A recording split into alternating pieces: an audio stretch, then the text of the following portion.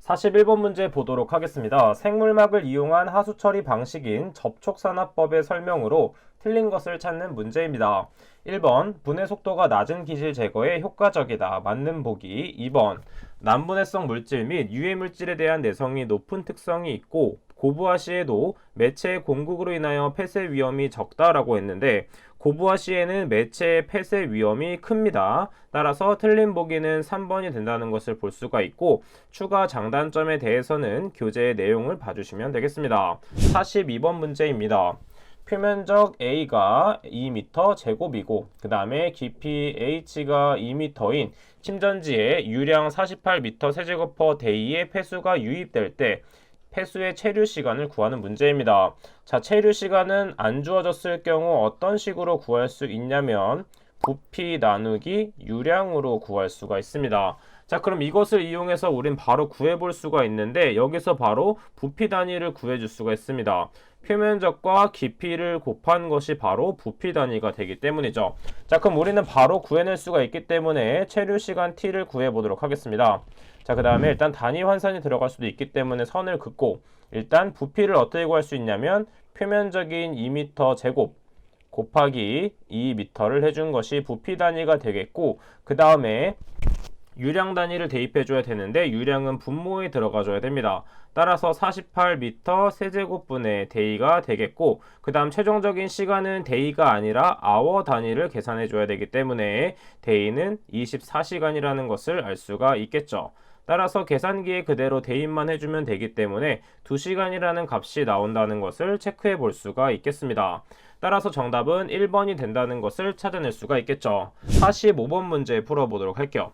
상수 처리를 위한 사각 침전조에 유입되는 유량은 3만 m 세제곱퍼데이이고 표면 부하율은 24m 세제곱퍼미터제곱데이이며 체류 시간은 6시간이다.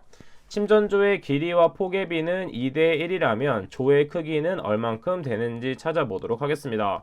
자, 그럼 문제에 주어진 것을 활용해서 우리는 무엇을 구해볼 수가 있냐면 표면 부하율과 유량을 이용해서 면적을 구해낼 수가 있습니다. 자, 그 다음에 면적을 구해낼 수 있다는 것은 우리는 부피 단위도 구해낼 수가 있다는 것인데 부피 단위는 어떻게 구할 수 있냐면 체류 시간과 유량을 이용해서 부피를 구할 수 있기 때문이죠. 자, 그럼 먼저 구해볼 것은 우리는 단면적을 구해보도록 하겠습니다.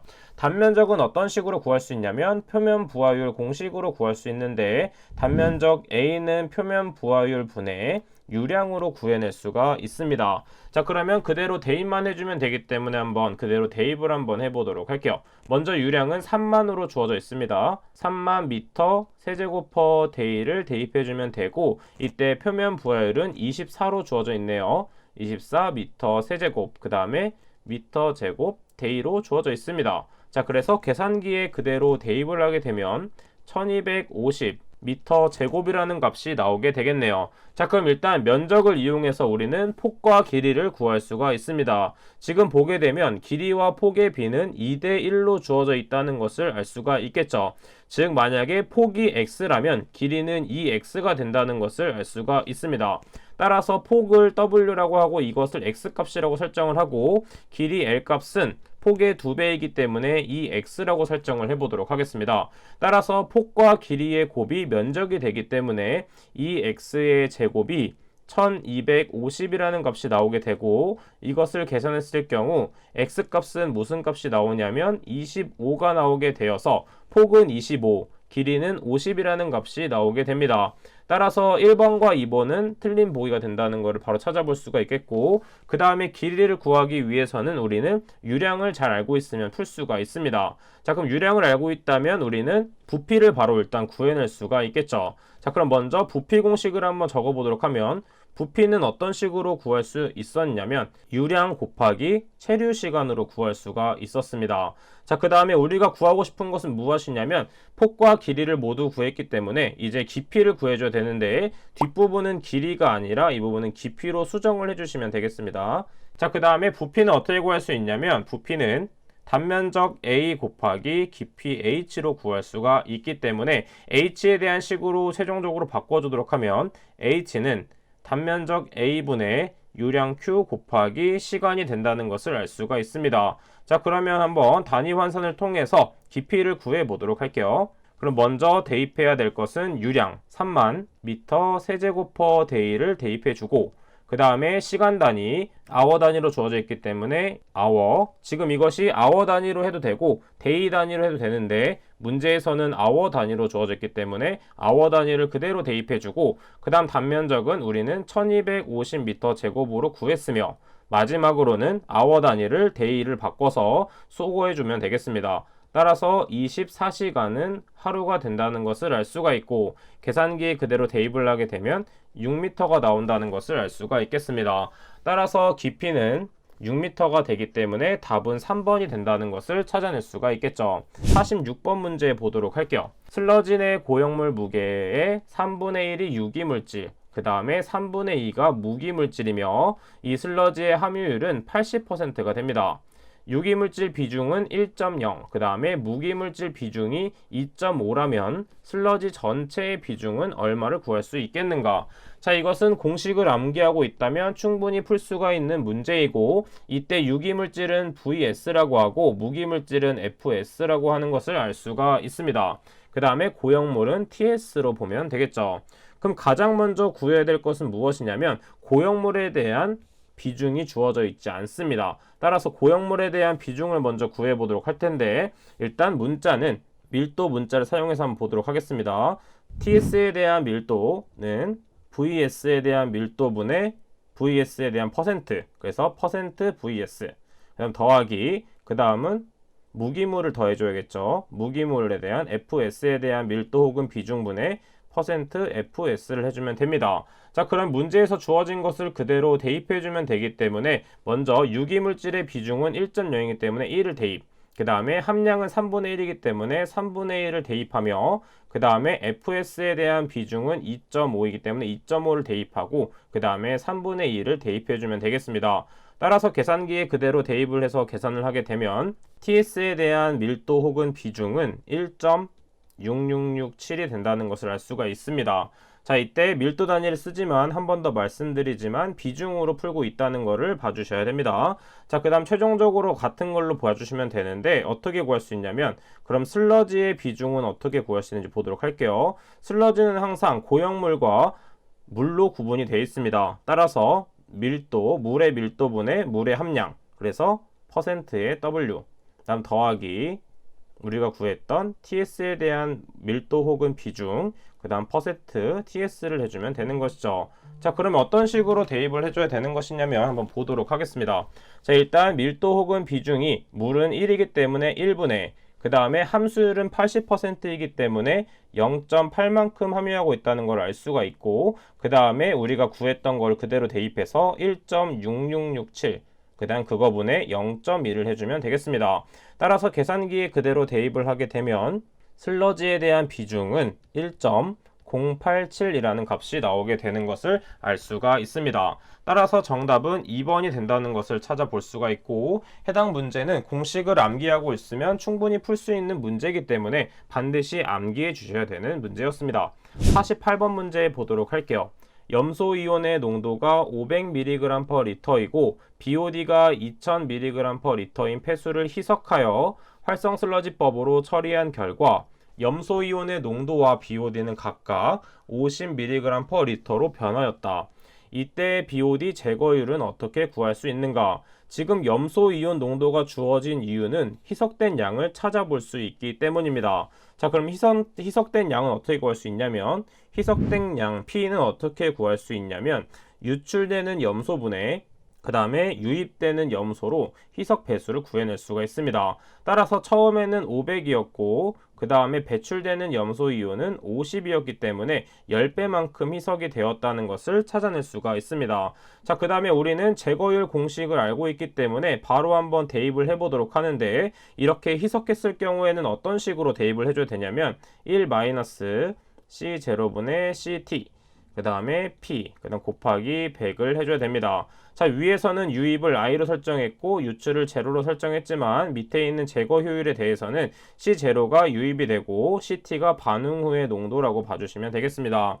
자, 그러면 BOD에 대한 공식이기 때문에 그대로 한번 풀어보도록 하겠습니다. 1 마이너스 먼저 C0는 초기였기 때문에 2000을 대입해주면 되고, 그 다음에 CT 값은 반응 후에 나오는 것이기 때문에 50, 그 다음에 10배 희석이 되었기 때문에 곱하기 10을 해주면 되겠습니다. 따라서 마지막으로 곱하기 100을 내서 계산기에 그대로 대입을 하게 되면 75%라는 값이 나오는 것을 알 수가 있겠죠. 따라서 정답은 3번이 된다는 것을 체크해 볼 수 있겠습니다. 49번 문제 보도록 하겠습니다. 생물학적 방법으로 이용하여 하수내의 인과 질소를 동시에 효과적으로 제거할 수 있다고 알려진 공법과 가장 거리가 먼 것을 찾는 문제입니다. 지금 보게 되면 1번과 2번 그리고 4번은 인과 질소를 모두 동시에 제거할 수 있지만 포스트립 공법은 인만 제거가 가능합니다. 따라서 정답은 3번이 된다는 것을 알 수가 있겠죠. 50번 문제 보도록 할게요.